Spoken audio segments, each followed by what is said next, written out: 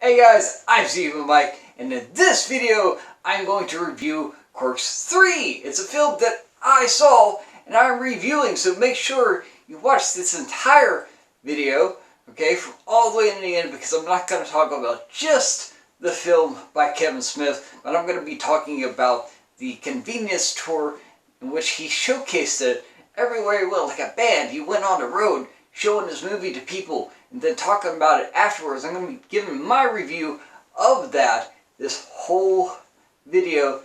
I'm going to start with just the film, and then I'm going to go to the tour and share my experience because I watched it there.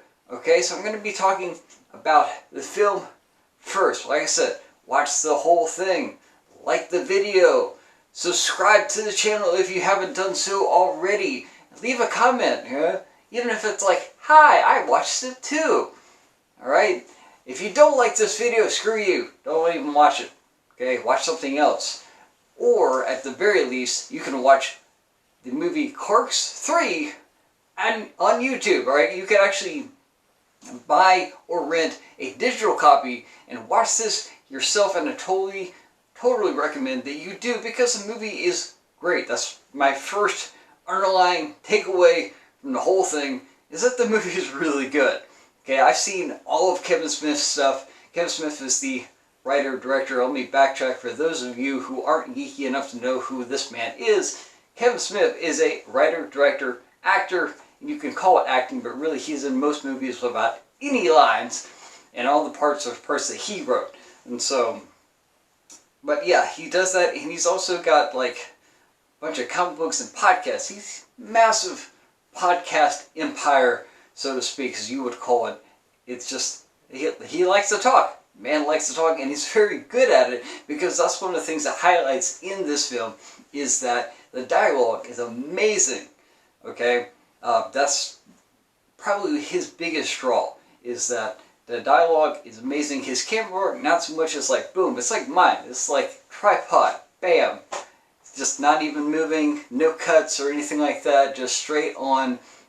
Great dialogue. And like I said, this movie, Clerks 3, the third, is a sequel to Clerks 2, which is a sequel to Clerks 1, which is a movie that made his film debut, his fame, his claim to fame.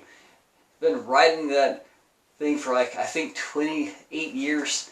Probably should have gotten all my details right before I made this video, but honestly, not a whole lot of people are going to watch this thing. But in the true spirit of Hollywood, I wanted to make a film that answered a question that nobody asked. Okay, and so this is me making this video. Also, I did a video way back in like, I think February 2020, before COVID shut down everything in the world.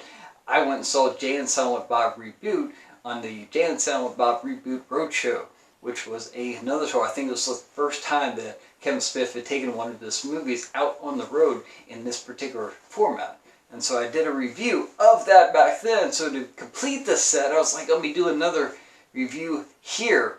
And the digital release that came out that you can get on YouTube, and I think a couple other places, not streaming, you gotta buy it. I think it's like 20 bucks, I forgot, might be less, but that's not much. And it's a good film, very good film. But yeah, I wanted to make that, the digital version actually came out before my showing, so I was tempted. I could have purchased the video online and watched it before I saw it in the theater with everyone else, but I chose not to do that. I wanted to experience with everybody else there. Right, but I was tempted for like 0.86 seconds. I was tempted, man. Didn't do it though, and I'm so glad I didn't. The whole movie, and I'm going to be putting up some a spoiler alert. I'm going to try not to spoil it, because like literally you need to watch this thing. But if you've been a huge fan of his stuff before, yeah, kind of can see what's going on. Like Clerks 3 is essentially like the making of Clerks 1. Okay, the whole premise is that the two main characters, Dante and Randall has a massive heart attack and almost dies. His whole experience is exactly what Kevin Smith experienced when he had a heart attack. right? So it's very easy writing. And his whole deal afterwards is like, man, I want to have something, I want to make something out of my life, do something in my life, do something positive. So he makes a movie about himself and his life, which happens to be what Clerks is. Okay, so basically it's doing a shot by shot of like all the events that happen in the first Clerks film, right? But told from a different perspective, which when you think about it, that's how like some of the best sequels are. Like Back to the Future 2 is nothing but Back to the Future 1, just told from a different perspective. It's all the same stuff. It's the same events, just looked at from like, oh, here's another Marty over here, right? That's all this is. And so some of these stories that I've heard over the years about the filming process and what Kevin Smith did when he was making that first film, he has made those scenes in Clerks 3. It's beautiful. It's awesome. But that's the whole idea behind it. I'm not going to spoil the ending. Okay, you got to watch that thing because it's one of those deals where it's like, oh wow, that happened. Okay, it's like Sixth Sense.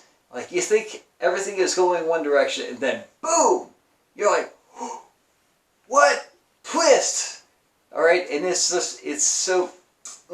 So borrow his thing from Fat Man on Batman.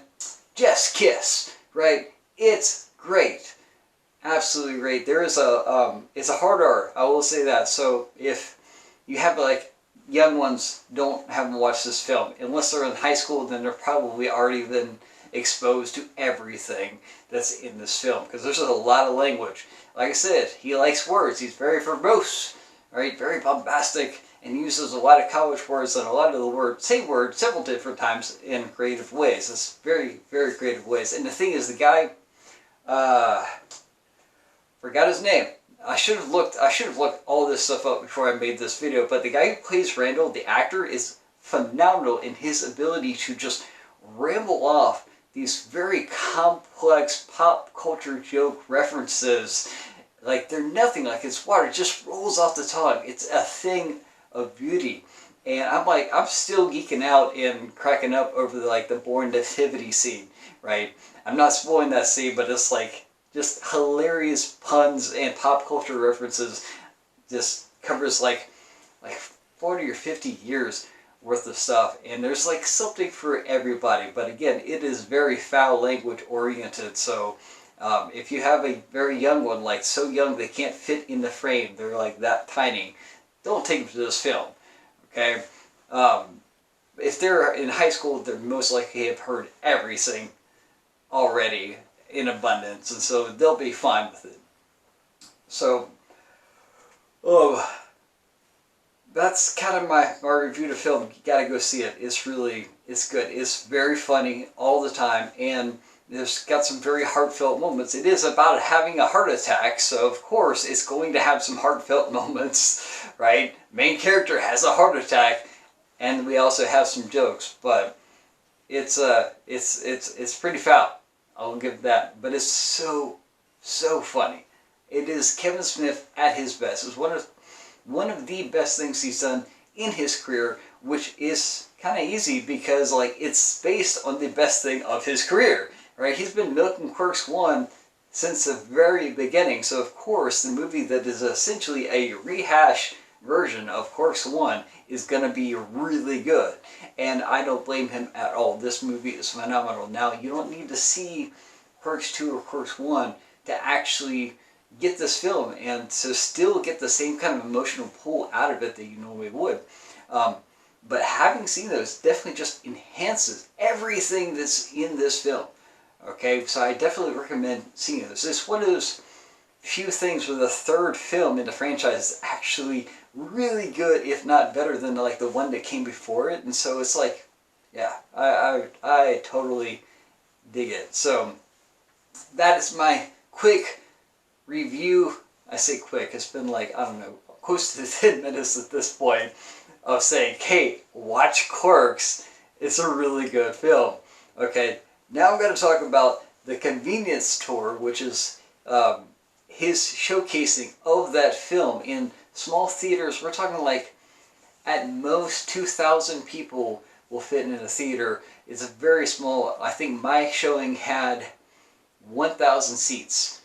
That's about it. Okay? So it's a very, very tiny, compact unit of people who all love Kevin Smith. They're all there to see Kevin Smith. We're talking like, this is like probably more expensive than all of the other movies that I've seen in the theater combined. Because I like to go to matinees. They're cheap.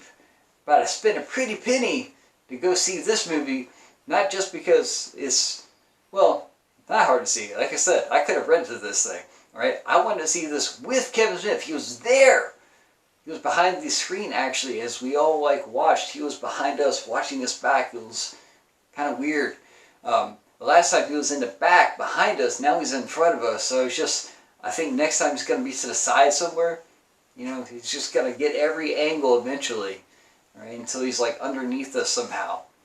Or like hanging above. I don't know. So, convenience store, right? Watch this with him. They actually had these subtitles on. And initially I was kind of like, is there a deaf person in the audience kind of deal? And then I thought, if there was, then it would have had an interpreter out prior to the showing of the movie when it had a person standing up stage doing the introduction saying, hey, make sure you don't have your cell phones on, that kind of deal.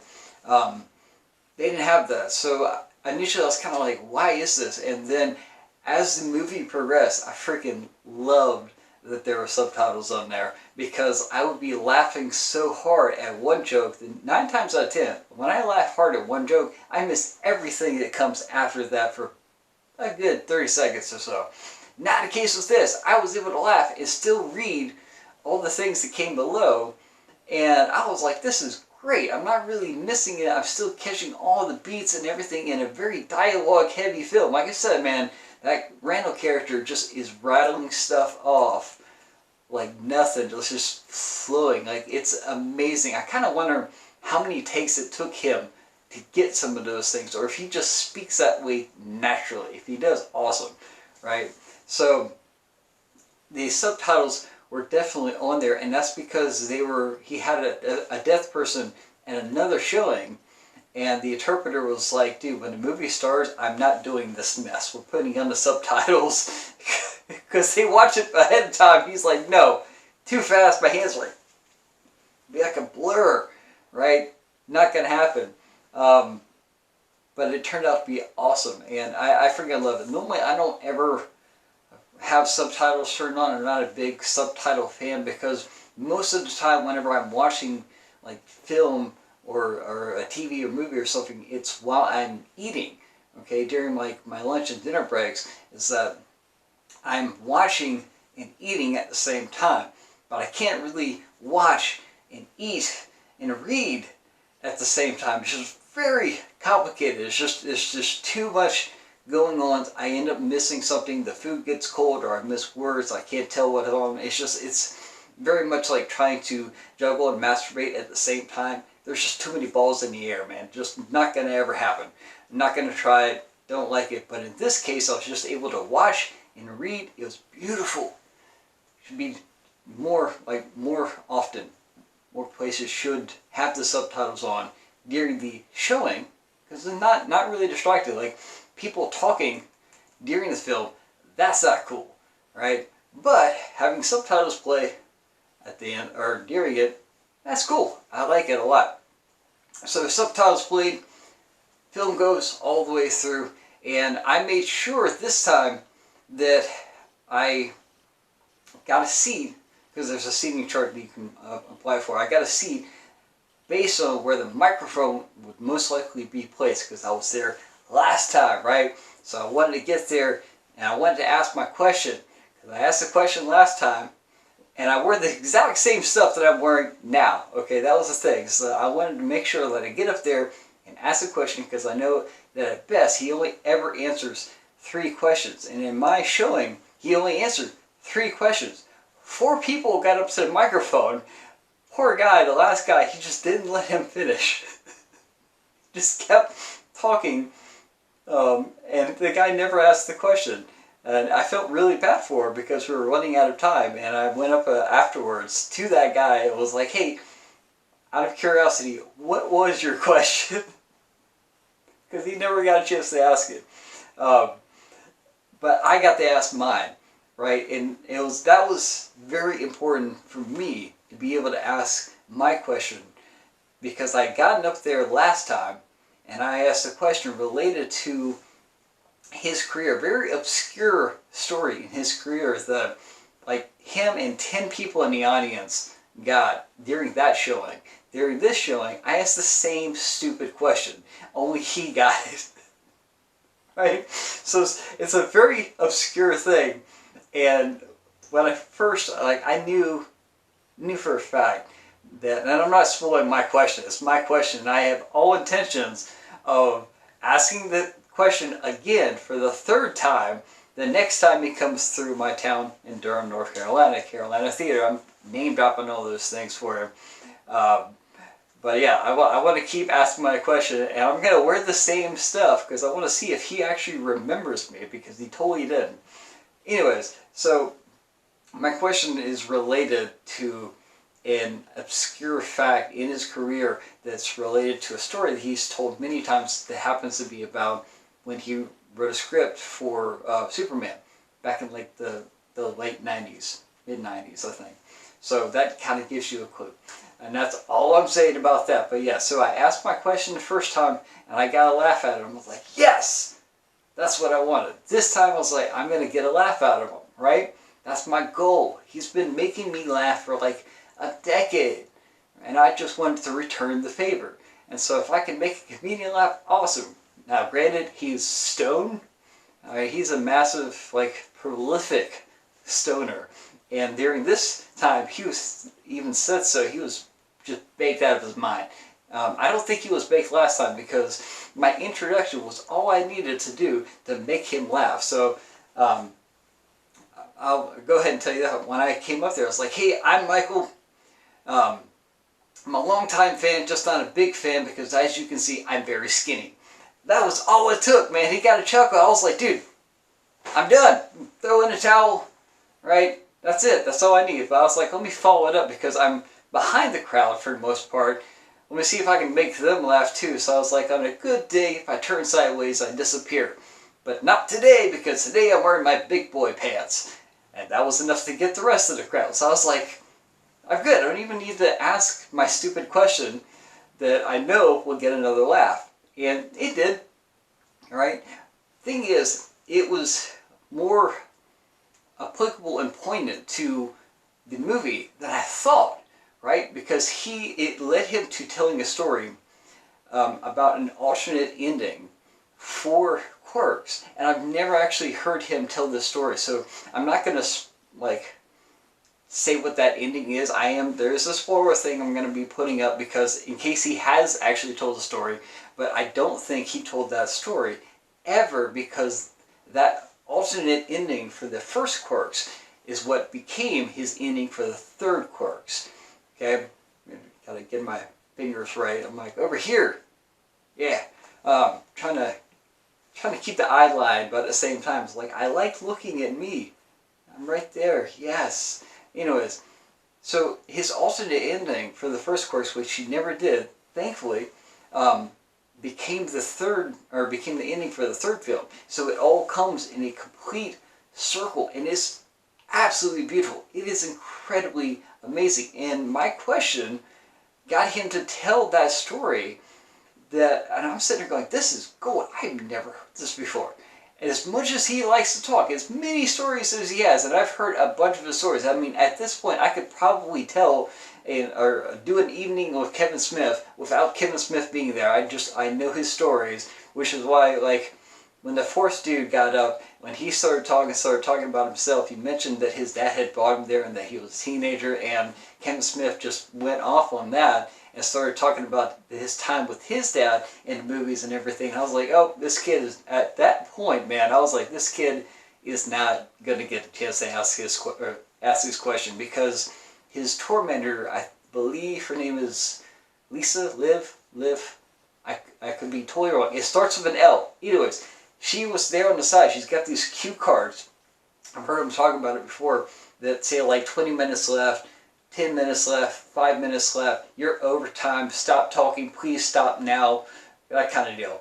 Like, and I saw her get up, and she had this card on there, and she was there for like 15 minutes with a 5-minute left card. And so he steps up, and Kevin Smith goes down that rabbit hole. I was like, this dude's not answering, getting his question asked. He's just like, he's too nice. The kid is too nice. He was just like, I want to listen to everything you say. And so it didn't happen. But we got some good content out of it. It was like I said, very good story. Heard it a million times. My story that he told based on my question, never heard that before. I was like, that's awesome. Absolutely awesome.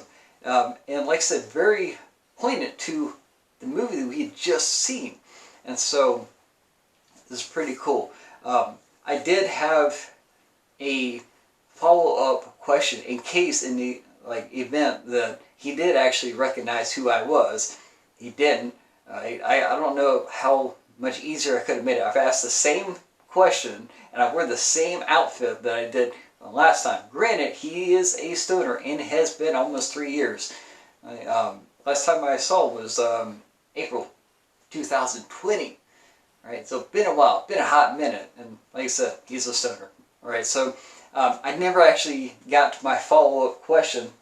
I am going to read it because I did do a printout.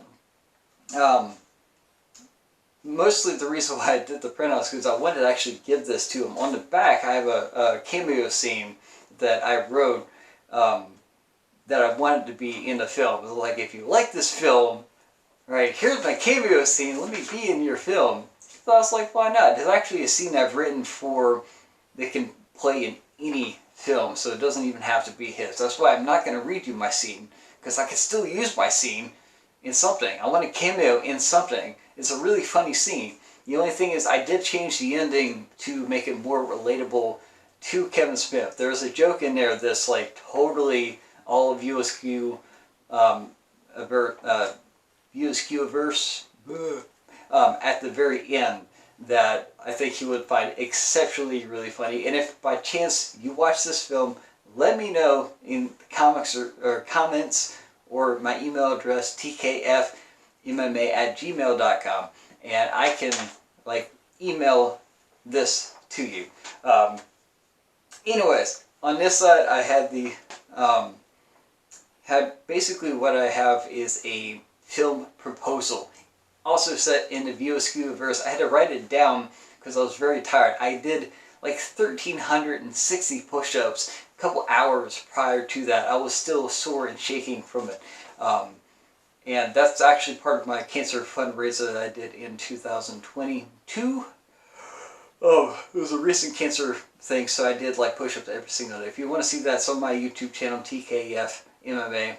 YouTube/TKFMMA live stream. If you want to see me suffer through a bunch of push-ups, bam, I'm right there. I did like 20,450 for the month. A lot of push-ups, but that's a different video, right? This is about Kevin Smith in Clerks 3, and really, this is about my movie pitch. I'm going to read to you my movie pitch, okay? Again, set in a VSQ verse, so I'm not going to, this is all his stuff. What I've done is I've Mark Bernard and his IP, which if you watch Fat Man and Beyond, you know what that means, right? I took his IP and I Mark Bernard and I'm using that man's name as a verb, okay? A noun is now a verb. Anyways, so it's a horror comedy, and we know he can do horror. We know he can do comedy. If you've watched this film, he definitely can do comedy. But it's a horror comedy set in Abandoned Movies, which is a fictional restaurant that he has in a lot of his films. And actually it's become a real restaurant for the most part. You can go, they have a thing, go to his website, Movies. It's Movies Restaurant, but it's a horror comedy set in an abandoned movies, and the only reason why it's abandoned is that it's closed for the night, okay? And inside is trapped Silent Bob. He's trapped by a horde of zombies, okay? Jason Mewes and Johnny Depp are trying to free him and trying to rescue him. And the zombies are actually 6-foot-tall Razzies. Okay? The title is called Yoga Hosers 2, The Milking Dead. Right? There's a lot to work here with, man. You can have Jay trying to figure out why all the Bratzies look like Silent Bob. You can have Johnny Depp as his character, Guy Lapointe. I think I'm saying that correctly. He can be trying to figure out if Jay's actually still in there because he can't hear anything, right? Jay, or not Jay, Silent Bob. Silent Bob is like silent, so he's like, and the guy's like, what? I can't tell. So it is, and it's Johnny Depp, and the whole premise is so preposterous that you can just point the camera at the man and say go, and he can ad-lib a whole lot of really funny stuff. It's just absolutely great. And plus, Yoga Hosers too, man. It's an IP that you can still milk it. You can milk it for all it's worth. You can use that pun all day long, and I know he likes puns, he likes words. So, Yoga Hosers 2, The Milking Dead. Alright, big tall Bratzies trying to save an IP. Honestly, I think that movie, if that movie had come out like, I don't know, 10 years prior to when it actually came out, I think it would have done a whole lot better. It was just not ahead of its time like some of his other films, but very much behind the times and just didn't get the right audience. So anyways, that has been my long review for not only Clerks 3, but the convenience store, which was great. Okay. Now, oh, I didn't mention that the reason why I didn't get to this thing is because his answer was so long that he cut me off. I was like, we just didn't get a word in after that. I really wanted to actually thank him for the fact that it has been a decade of me laughing at his content. His stuff has made me laugh. It's brought joy into my life. And I wanted to return the favor. And that's what I got, right? I got to make a comedian laugh, right? Low bar, stoner, you know, but that was my goal. And I achieved that, man. Simple, achievable goals. In fact, he actually wasn't my question, it was somebody else's question. Probably the second question, maybe the first, I don't know. I don't have that good of a memory, but, and I'm not a stoner, I've just had brain cancer. But he talked about, like, if you have a dream, you need to pursue it, whatever it is. You know, dream big, keep going, because life is short, you could have a heart attack and drop dead, you know. That's the whole thing. And he was very good about telling the audience that, like, you need to get your heart checked. That's a very important thing. And I'm over here going, yeah, like, as a cancer survivor, you need to get checked for cancer because, you know, one of those two, either cancer or heart disease. That's it. Number one, number two. Or number one, number two. Can't, my hands are all over everywhere and my number's backwards. But those are the big things. So if you have a dream, you need to pursue it. It's very inspirational. That's one of the things I like about Kevin Smith is that he's always positive when he doesn't have to be. He's positive, he's entertaining, he's informative, and he tries to be inspirational. And I'm like, man, that's it. There's very few people that, regardless of what they do, they're trying to inspire people, they're trying to get them to take that leap and to keep going because they know life is short, and they just want to be creative and be positive. It's just phenomenal. It's awesome. It's great. And it's definitely a model that I've pursued with what I do, even though I do mostly martial arts. Like, I still try to be positive, try to be inspiring to people. You know, I really wish that we had the time for him to deep dive into just how you would go about achieving those big dreams. You want to be able to dream big, but the thing is, you need to know how to get to those dreams. And my whole thing is that I have, like, really achievable small goals. Everything built big consists of things small, right? And so I'm not trying to get this huge mountain. I'm just trying to get this little block here, little block here, little block here. I'm going brick by brick until I build the wall, right? I sound it like a political build the wall. No, that's probably a better reference. But if I'm going up a mountain, there's more than one different path to take. Right? And it's just a matter of finding that right path and finding the components of the thing that you want. Perfectly okay to dream big, but the easiest way to get to it is by, okay, I've got all these little mini goals that are along the path to the very top. And I'm going to do those. And I'm going to enjoy doing those things, right? Because sometimes the destination is not as good as the journey, right? Sometimes making something is better than the thing being made, okay? That's very much the case with a lot of my videos. I enjoy making them more than having them actually being made. In fact, once I put them on YouTube, I'm kind of like, fire forget, okay? I made it, and I enjoy watching me when I edit this thing, because I'm going to be doing that. So make these, find out what is comprised in your journey, in your goal, in your dream, and do that, right? If your dream is to be a successful stand-up comic, well, find out all the different things that go within that, all the side components, get some of those first, right? Then it doesn't become as hard. It's not this big, huge, overwhelming deal. You're like, oh, I got this little thing, just working on this little thing, and it's all going to add up, and it's going to be this big thing. You know, and before you know it, you're like, man, I made it. I've got my dream. Or you can have something really small. Like my dream, I want to stand in front of a microphone and make a comedian laugh. I've done that twice. Okay? So, I'm good to go, man. And like I said, I was done after my intro. I was still like, you know, I could drop this mic right now and go on. But hey, it's got to stand. So I'm standing here and keep talking. But it was really good stuff, man. So yeah, if you have a dream, definitely shoot for it and find out what's in that dream, what you need to do, and make those your little mini goals, right? So you can get there, so you have these easily achievable things. One of the reasons why I was able to do a crap ton of push-ups is because I never set out to do a crap ton of push-up. I set out to do like as many push-ups as I could in 1 minute, all right? And then that became several minutes, and it became 5 minutes. And then I was like, I'm just going to go until my arms give out. And I've got these different hand positions. I'm going to go till all of this gives out. And next thing I know, I'm like, I'm doing push-ups for 31 minutes. That's a lot. Now I'm doing it consistently. If you look, like, watch my YouTube stuff, man. Little achievable goals, because failure can occur either after 10 push-ups or 100 push-ups. What happens is the same thing. I still have failure. I still have completed my goal. Same thing if I'm going for a minute. You do 10 push-ups or 100 push-ups in a minute, still did push-ups for a minute. So I'm like, mentally, I'm like, awesome, I've achieved my goal, right? I'm getting there. And so put that all together, little by little, and then you got this big thing. And that's what we're going for. That's what we want.